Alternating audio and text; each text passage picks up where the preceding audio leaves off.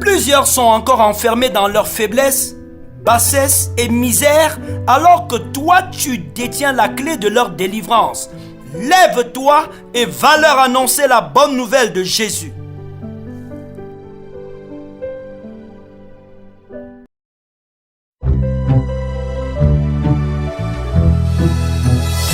Vous êtes heureux, vous qui avez choisi la parole de Dieu comme l'antenne pour votre vie. Le breakfast de ce matin est intitulé « Vous détenez la clé d'une destinée » inspiré de Jean 20, versets 16 à 18, que je m'en vais vous lire dans la version 8 secondes. Là, il est écrit « Jésus lui dit « Marie !» Elle se retourna et lui dit en hébreu « Rabouni !» c'est-à-dire « maître ». Jésus lui dit « Ne me touche pas, car je ne suis pas encore monté vers mon Père.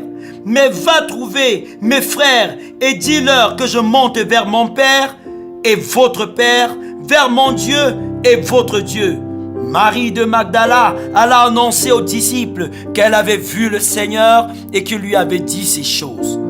Amen. Après la mort de Jésus, les disciples s'enfermaient dans une maison à cause de la peur qu'ils avaient des Juifs. Ils craignaient d'être comme lui, arrêtés par les autorités et mis à mort.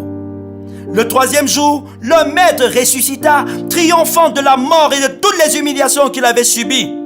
Mais qui allait le leur annoncer? Marie-Madeleine fut de celles qui bravaient la peur à la première heure du dimanche pour se rendre au tombeau.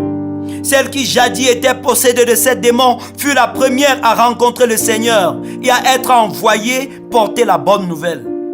Elle était remplie de la joie de savoir que son Sauveur était vivant, mais il fallait porter le message aux autres, et c'est ce qu'elle fit. Vous avez eu la grâce d'expérimenter la rencontre de Jésus. Votre identité, comme celle de Marie-Madeleine, est changée. La possédée ou la prostituée, ou le voleur, ou l'obsédé sexuel, ou l'homosexuel, ou encore le pervers narcissique que vous étiez, est devenu désormais le porteur de la bonne nouvelle. Jubilez pour le pardon que vous avez obtenu, pour votre salut, pour votre liberté en Christ. Mais n'oubliez pas qu'il y a vos anciens compagnons d'iniquité qui ignorent encore que Jésus est vivant et peut les libérer de leurs chaînes. Vous détenez la clé de leur salut. Ils n'attendent que vous. Allez vers eux. Marie-Madeleine aurait pu immédiatement, dans sa joie, rentrer chez elle, retrouver sa famille en Galilée. Mais elle était tenue par deux choses. L'amour qu'elle avait pour les autres disciples et l'obéissance qu'elle devait au maître, à son maître, Rabouni. Comment pouvait-elle passer à autre chose quand les personnes qu'elle aimait, qui avaient été témoins de sa guérison, avec qui elle avait marché pendant les années, étaient dans la confusion? Comment pouvait-elle se déroger à l'ordre donné par son maître?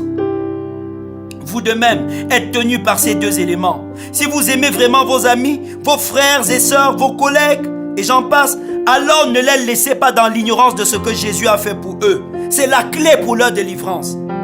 Si Jésus est véritablement le Seigneur de votre vie, alors obéissez au commandement qu'il a donné avant d'être enlevé au ciel. Ce que les prédicateurs appellent l'ordre suprême, allez et prêchez la bonne nouvelle à toute la création. Refuser de parler de Jésus n'est pas seulement une preuve de honte, mais aussi de manque d'amour pour les autres et de désobéissance à la voix du Maître.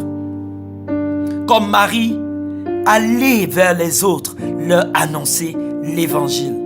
Amen. Avant que vous ne couriez annoncer l'évangile ce matin, permettez que nous ayons quelques minutes de prière encore. La première chose que vous allez demander à Dieu, c'est que de même qu'il a ouvert les portes devant vous, qu'il vous utilise comme une clé pour ouvrir les portes à beaucoup de personnes pour son royaume. Que les portes fermées par la peur, fermées par l'angoisse, fermées par la culpabilité, s'ouvrent sous l'effet de votre prédication au nom de Jésus. Demandez au Seigneur de disposer les cœurs des personnes à vous écouter. Priez que Dieu produise une transformation réelle dans la vie des personnes. Les disciples qui étaient enfermés dans la chambre haute, après avoir écouté Marie-Madeleine, quelques jours plus tard vont recevoir le Saint-Esprit et seront métamorphosés pour devenir des champions. Proclame l'efficacité de ton message Et déclare que des transformations se feront dans la vie de ceux qui vous écoutent. De ceux qui vous écoutent. Demande à Dieu spécialement d'augmenter sa famille. Proclame sur ta vie que tu es un vecteur de propagation de l'évangile et d'extension du royaume de Dieu au nom de Jésus. Déclare que tu es un prédicateur inarrêtable au nom puissant de Jésus.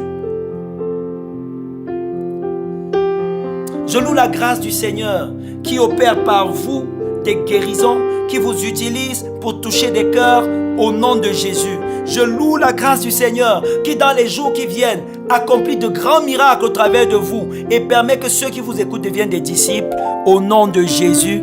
Amen.